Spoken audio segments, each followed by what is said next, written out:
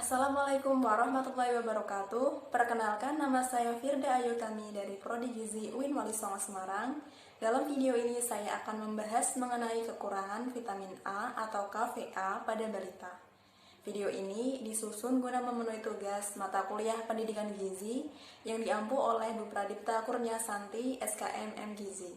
Terdapat 4 pokok pembahasan yang akan kita bahas, yaitu yang pertama, gambaran umum KVA, yang kedua, penyebab KVA, yang ketiga, parameter KVA, dan yang keempat, cara pencegahan dan penanggulangan KVA. Yang pertama, tentang gambaran umum KVA. KVA ini masih merupakan masalah yang tersebar di seluruh dunia, terutama di negara berkembang, dan dapat terjadi pada semua umur, terutama pada umur yang dalam masa pertumbuhan. Umumnya terjadi pada anak yang berusia 6 bulan sampai 4 tahun.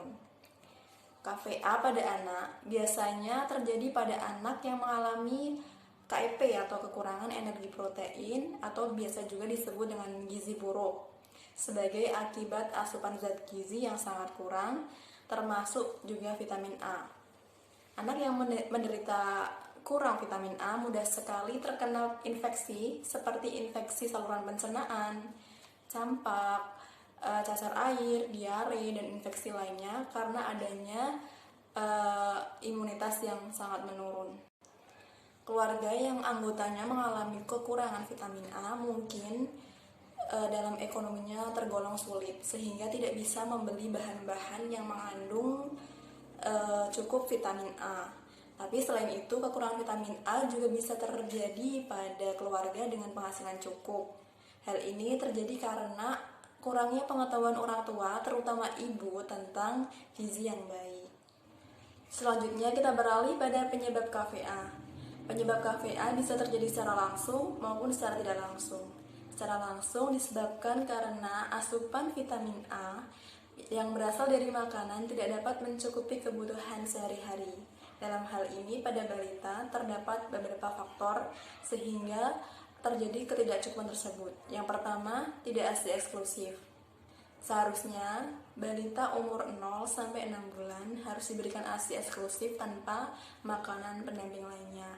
Karena ASI eksklusif sudah dapat memenuhi kebutuhan gizi sang bayi sehingga tidak akan mengalami kekurangan zat gizi apapun. Yang kedua, MPASI dini dan MPASI tidak bergizi. Balita yang boleh diberi MPASI yaitu berumur 2-5 tahun. Jika diberikan secara dini, balita belum bisa mencerna kandungan gizi yang ada dalam bahan makanan tersebut. Dan jika sudah berumur 2-5 tahun dan diberi MPASI namun tidak bergizi, itu akan meningkatkan resiko kekurangan vitamin A. Kemudian faktor yang ketiga, ibu yang mengalami defisiensi vitamin A. Jika ibu mengalami defisiensi vitamin A, ASI yang dikeluarkan juga akan kurang bergizi sehingga akan berpengaruh pada sang bayi. Penyebabnya secara tidak langsung ada penyakit infeksi.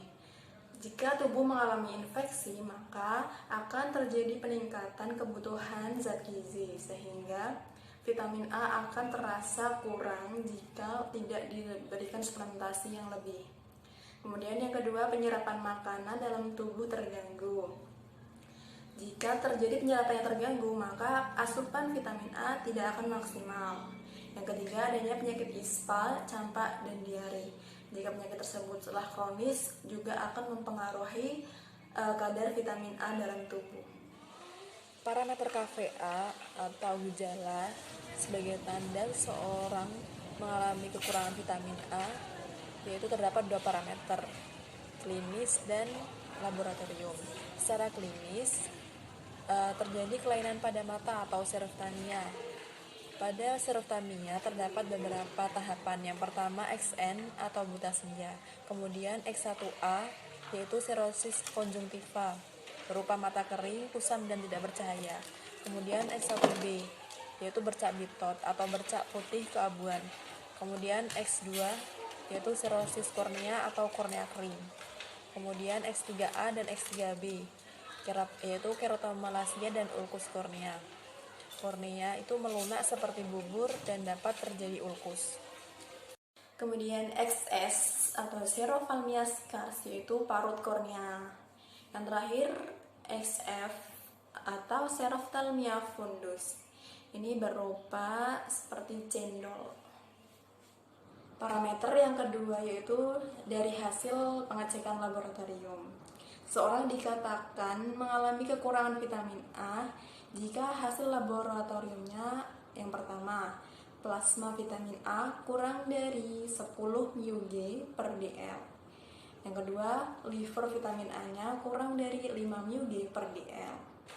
Nah, untuk mencegah dan menanggulangi permasalahan kekurangan vitamin A, terdapat beberapa langkah yang dapat dilakukan, yaitu yang pertama promosi kesehatan, memberikan penyuluhan kepada ibu hamil dan ibu menyusui untuk memberikan ASI eksklusif pada bayi usia 0-6 bulan, dan dilanjutkan dengan pemberian MPASI hingga umur 2 tahun, serta pemberian imunisasi agar terhindar dari penyakit infeksi. Yang kedua yaitu fortifikasi, melakukan fortifikasi vitamin A terhadap makanan yang sering dikonsumsi oleh bayi dengan memperhatikan syarat-syarat fortifikasi. Cara yang ketiga yaitu suplementasi. Bayi umur 6-11 bulan diberikan vitamin A kapsul biru dengan dosis 100.000 IU. Kemudian bayi umur 1-5 tahun diberikan vitamin A kapsul merah dengan dosis 200.000 IU. Untuk suplementasi bisa diperoleh dari posyandu, bidan desa atau polindes, puskesmas pembantu, maupun praktek swasta, bidan atau dokter. Vitamin A tersebut diperoleh secara cuma-cuma atau gratis. Nah, teruntuk balita yang berusia lebih dari 2 tahun, bisa diberikan berbagai macam vitamin yang mengandung vitamin A yang tinggi. Dari hewani itu berupa retinol, bisa diberikan hati, kuning telur, susu, mentega, dan minyak ikan. Dari nabati berupa provitamin A yaitu sayur dan buah-buah warna hijau, kuning, jingga, merah. Semakin berwarna, kandungan vitamin A-nya semakin tinggi. Sekian pembahasan dari saya mengenai KVA pada balita.